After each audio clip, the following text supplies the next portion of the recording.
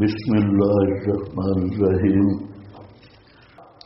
اولم یرو تخویف دنیاوی کا نمونہ ہے، کیا نہیں دیکھا مشرکوں نے الی الارض طرف زمین کے کم انبتنا کتنے اگائے ہم نے اس زمین میں من کل زوجن ہر قسم کے جوڑے کریمن عمدہ قسم کے جوڑے، یعنی کریم من کا معنی شریف عمدہ۔ یہ کریم کا لفظ یہ جہاں پر شرف کے معنی میں بھی آتا ہے، فضل کے معنی میں بھی، جیسے کہا جاتا ہے نخلۃ الکریمۃ فاضلۃ الکثیرۃ الثمر، بہت پھلوں والی اور عمدہ کھجور۔ اسی طرح رجل کریم کہتے ہیں شریف فاضل صفوح، کہ نیک آدمی بزرگ آدمی، تو رجل کریم۔ اور نبتت الارض انبتت بمانن، نبتت اور انبتت کا ایک ہی معنی ہے، تو یہاں پر کیا ہے انبتنا فیہا، اگائے ہم نے اس زمین میں من کل زوجن ہر قسم کے عمدہ جوڑے۔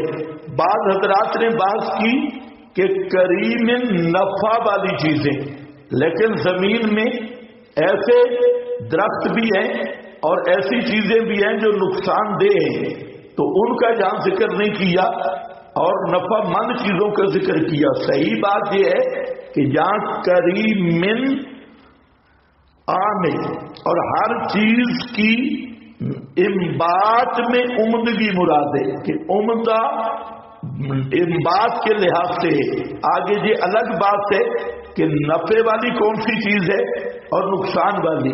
اور ویسے غور کیا جائے تو ہر چیز کے فوائد ہیں، چاہے ہمیں نظر آئیں یا نہ آئیں، کوئی چیز بھی بے مقصد اور بے فائدہ نہیں۔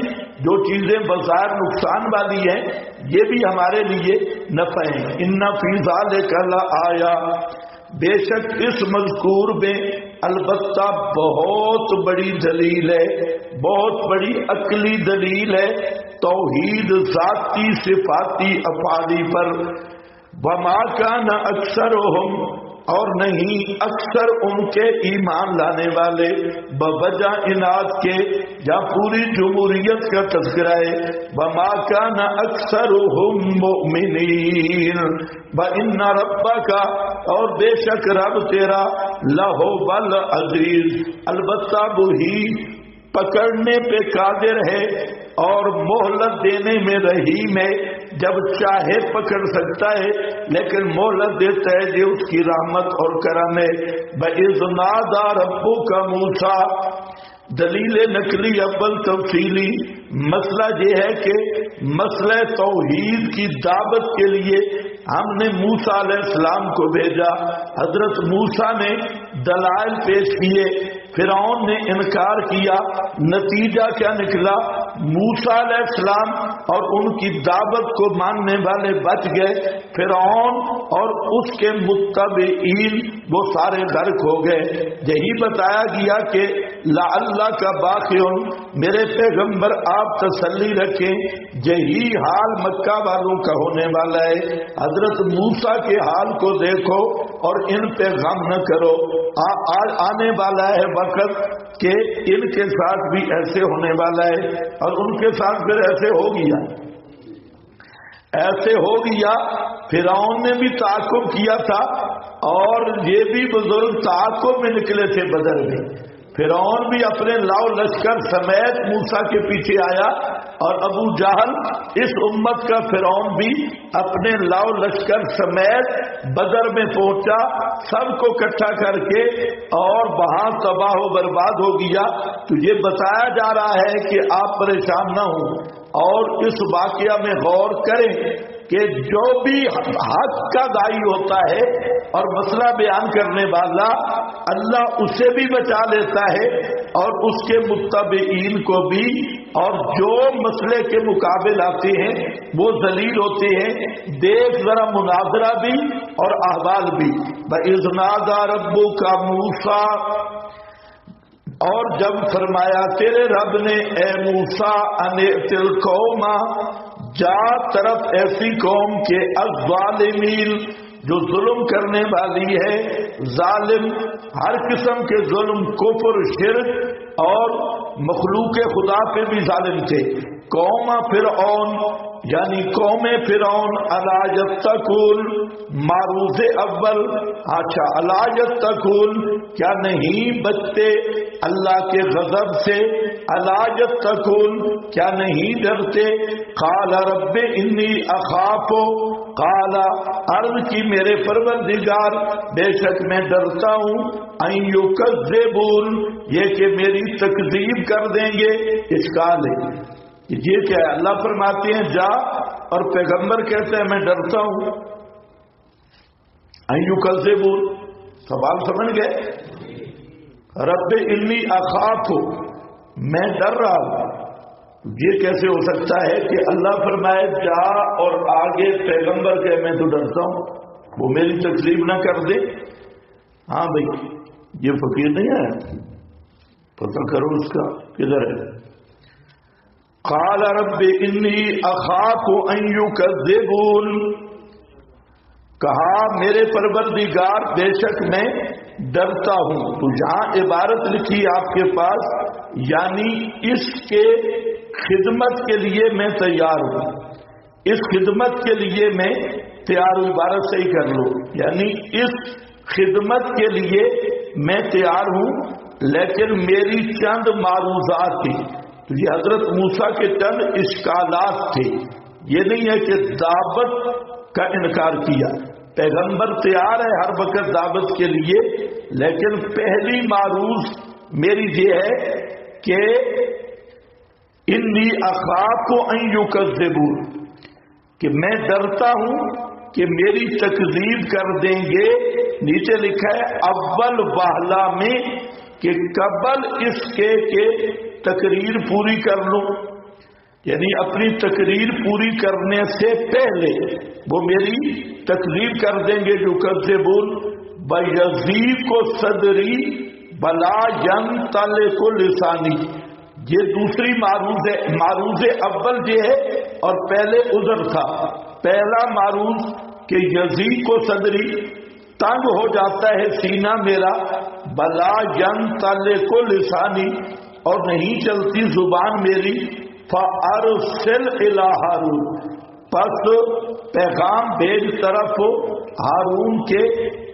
تو یضیق صدری یہاں پر اگر آپ غور کریں تو میں نے ایک بات کی تھی عقدۃً پر کہ حضرت موسیٰ کی زبان میں تب ان کوئی لکنت نہیں تھی. مسئلہ لکنت کا کیا تھا؟ وہ یہ تھا جہاں سمجھ آئے گا یضیق صدری میرا سینہ تنگ ہو جائے گا. تو پہلے جب آدمی جائے تو سینہ تنگ ہوتا ہے اور پھر زبان نہیں چلتی. تو یہ جو عقدہ تھا یہ یہی تھا کہ پہلے سینہ تنگ ہوگا اور پھر میری زبان نہیں چلے گی. اس کا یہ مطلب نہیں کہ میری زبان میں کوئی نقص ہے، زبان میں نقص نہیں تھا. تو یہ قدرتی ہوتا ہے کہ کسی ظالم جابر حکمران کے سامنے جب آدمی کھڑا ہوتا ہے تو جھانکا آتا ہے اور طبی خوف، اور اس طبی خوف اور جھانکے کی وجہ سے پہلے سینہ بند ہوتا ہے اور پھر زبان لڑکھڑاتی ہے. تو حضرت موسیٰ علیہ السلام یہی عرض کر رہے ہیں کہ یا اللہ میں جا رہا ہوں، لیکن وہ ظالم جابر ہے، طبی طور پہ میرے سینے میں تنگی آئے گی اور پھر میری زبان یہ صاف نہیں ہوگی. نیچے لکھا ہے لِأَنَّ فِي بَدْءِ الْبَعْثَةِ يَجِبُ أَن يَأْمُرَهُ بِالدُّعَاءِ إِلَى التَّوْحِيدِ اولاً تو توحید کی دعوت دینی ہے، اس کے بعد احکام کی. آگے بَالتَّكْذِيبِ سَبَبٌ لِضِيقِ الْقَلْبِ تکذیب سبب ہے دل کی تنگی کا. وضیق القلب سبب للتعثر الکلام اور دل کا تنگ ہونا یہ سبب ہے کلام کے مشکل ہونے کا. الا من یکون فی لسانہ جس کے زبان میں حبس ہو، لأن عند ضیق القلب تنقبض الروح بالحرارہ، جب دل تنگ ہوتا ہے تو گرمی آتی ہے وجود میں، باطن قلب میں، اور جب ان کے بعد آئے داخل کی طرف تو وہاں پر زبان بند ہوتی ہے۔ تو اصل مقصد یہی ہے کہ وہ تکذیب کرے گا اور مجھے غصہ آئے گا، تو اس غصہ جب تبھی خوف کی بنا پر سینہ تنگ ہوگا اور میری زبان نہیں چلے گی۔ اسی کو شیخ القرآن نے تعبیر کیا کہ واحلل عقدۃ من لسانی، میرا جھاگا اتار دے۔ تو اس لیے فارسل الی ہارون، پس بھیج پیغام ہارون کی طرف، تاکہ میری تنگی کے وقت وہ تصدیق اور تقریر کرے گا، وہ تصدیق اور تقریر کرنے لگے۔ میں جب بیان کروں گا سارے فرعونی کہیں گے جھوٹ ہے بھائی، سارے اکابر کے خلاف، اور پیچھے میرا بھائی ہارون ہوگا، وہ کہے گا واہ بالکل سچ کہا بھیا، اور بیان کر۔ تو یہ ہے آگے دوسری وجہ بیان کی کہ میں جب تقریر شروع کروں گا، میں اگر تھکوں گا تو ہارون شروع کر دے گا۔ تو یہ میرا معامل اور مصدق صدیق چاہیے، صوفی صاحب سے نہیں۔ بلہم علیہ ذنب، یہ معروض دو میں، اور ان کا مجھ پر ایک الزام ہے۔ ذنب کا معنی الزام، اب بالکل واضح ہو گیا، بلہم ان کا مجھ پر ایک الزام ہے، ایک الزام ہے۔ کون سا الزام ہے؟ قتل والا۔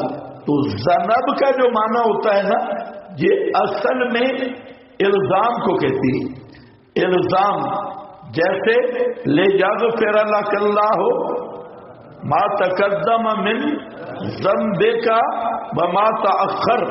مولانا وہاں معنی نہیں کرتے ہیں، باقی تو توجیہیں کر کر تھک گئے۔ مولانا فرماتے ہیں کہ یہ حدیبیہ کی صلح ہو گئی، یہ اس لحاظ سے پتہ ہے کہ اب لوگ آپ کے قریب آئیں گے، اور مشرکین نے آپ پر کئی قسم کے الزامات لگا رکھے تھے۔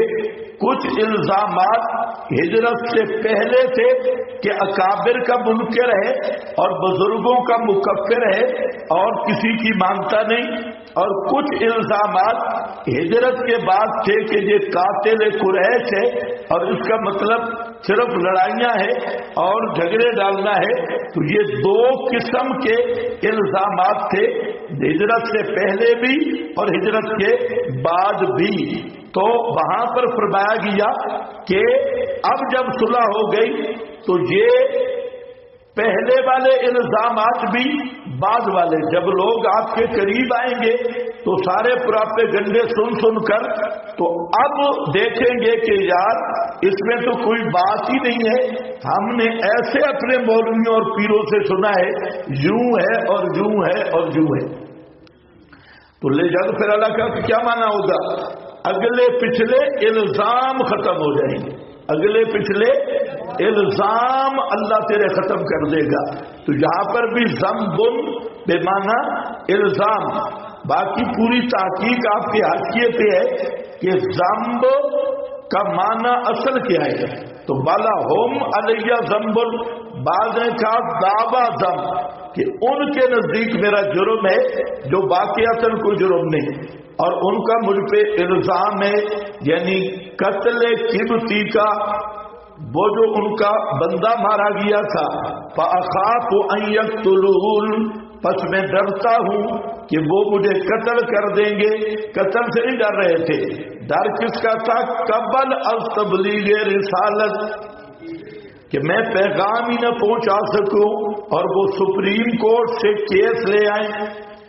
میں تو چلا گیا تھا تو پرانا کیس نکالیں گے اور وہ کہیں گے بھئی جیسے پاکستانی حکومت ہے یہ بھی خام خواہ کے کیس بنا کے کسی کو جیل میں ڈالا، کسی کو لندن بھیجا، کسی کو کدھر، تو فرعون کا بھی یہی مزاج تھا۔ تو حضرت موسیٰ علیہ السلام فرماتے ہیں فَأَخَافُ أَن يَقْتُلُونِ، پس میں ڈرتا ہوں کہ قبل تبلیغ رسالت وہ مجھے قتل کر دیں گے تو اس کی بھی تدبیر فرما دو. قال کلا فرمایا ہرگز وہ قتل نہیں کر سکتا. فذهبا بآیاتنا پس دونوں جاؤ میری آیات کے ساتھ بے شک میں بھی تمہارے ساتھ ہوں. انا معکم بے شک میں تمہارے ساتھ ہوں. تو معیت الہی دو قسم پہ، ایک معیت عامہ ہے اور ایک معیت خاصہ. معیت عامہ تو ہر انسان کے ساتھ ہے، اللہ تعالیٰ کا حاضر ناظر ہونا اور علم و قدرت کے لحاظ سے ہر چیز کو محیط ہونا، یہ تو ہر آدمی کو یہ معیت حاصل ہے. دوسری معیت خاصہ ہے، وہ انبیاء کے ساتھ ہے. اور پھر اس خاصہ معیت بھی کلی مشکک ہے اور اس کے بھی کئی درجات ہیں. بعض اور عامت المومنین کے ساتھ معیت خاصہ ہے. ایک درجہ یہ شہداء صدیقین صالحین کے ساتھ ہے، ایک درجہ انبیاء کے ساتھ ہے، اور ایک درجہ امام الانبیاء صلی اللہ علیہ وسلم کے ساتھ ہے. اور سب سے اخص خاص معیت وہ رسول اللہ صلی اللہ علیہ وسلم کے ساتھ ہے. تو یہاں پر انا معکم آیا اور پہلے پڑھ چکے ہو کہ معکما کہ میں تم دونوں کے ساتھ ہوں. اسمع و ارا. انا معکم مستمعون بے شک ہم تمہارے ساتھ ہیں. مستمعون نیچے لکھا ہے باعتبار امداد خاص کے، ہم خاص مدد کریں گے. مستمعون سننے والے گفتگو کو. پس جاؤ تم دونوں فرعون کے پاس، پس کہنا دونوں انا بے شک ہم رسول ہیں رب العالمین، رب العالمین کے بھیجے ہوئے ہیں، رب العالمین کے. تو رب العالمین میں توحید کی دعوت بھی تھی. رسول رب العالمین کیونکہ فرعون کہتا تھا کہ میں ہی رب اعلی ہوں اور میں بھی الہ. اصل میں وہ بے ایمان تھا، یہ جان بوجھ کے کہتا تھا، ورنہ اسے اپنی حقیقت تو پتہ تھی کہ لیٹرین میں کتنی دیر لگا کے آتا ہے اور اپنی سارا علم اس کا اس پہ واضح تھا، لیکن دھوکے میں نہیں تھا. وہ یہی سمجھتا تھا جتنا معاشرہ شرکیہ تھا ان کا وہ پرہوت بنا ہوا تھا. تو مصر میں شرک تھا، کئی قسم کے معبودوں کی پوجا ہوتی، تو ان سب کا یہ مہنت بنا ہوا تھا اور سب کا بڑا بنا ہوا تھا. تو اس لیے وہ اپنی پوجا بھی کرواتا. آج بھی جاؤ تو جو بڑا مزار ہوگا تو اس کا جو بڑا مہنت اور ذمہ دار اور متولی ہوگا لوگ اس کو بھی سجدے کرتی ہیں اور وہ بھی سمجھتا ہے کہ میں ان سب کا نمائندہ اور مختار ہوں. تو اس لحاظ سے بھی وہ اپنے آپ کو رب کہتا ہے. دوسرا وہ رب بمعنی الحاکم کہ میں تم پہ حاکم ہوں، ذمہ دار ہوں اور قوانین میں بناتا ہوں اور اسمبلی میں میری چلتی ہے. تو اس معنی میں بھی میں تمہارا کیا ہوں رب. باقی یہ نہیں ہے کہ فرعون اپنے آپ کو کوئی واجب الوجود سمجھتا تھا، اسے پتا تھا اپنی پیدائش کا بھی اور اپنی سب سے بڑا جو زہر ہوتا ہے نا وہ لیٹرین میں زہر ہوتا ہے. ہاں بعد میں جا کے پتہ چل جاتا ہے بزرگی کا بھی اور غیبی طاقتوں کا بھی. تو ہر چیز بزرگی ظاہر ہو جاتی ہے. تو یہ تو فرعون کے ساتھ بھی تھا، تو وہ کوئی غلط فہمی میں نہیں تھا کہ میں رب ہوں. اس کا مسئلہ ہی بھیا. ہاں بھائی انا رسول رب العالمین بے شک میں ہم بھیجے ہوئے ہیں رب العالمین کی طرف سے. چوٹ تھی کہ تو رب نہیں ہے، ہم جس کا پیغام لے کے آئے وہ رب ہے، اور العالمین جن میں تو خنزیر بھی ہے. العالمین سارے جہان والوں کا رب ہے، جس میں فرعون صاحب تو بھی ہے، تیرا بھی وہ رب ہے۔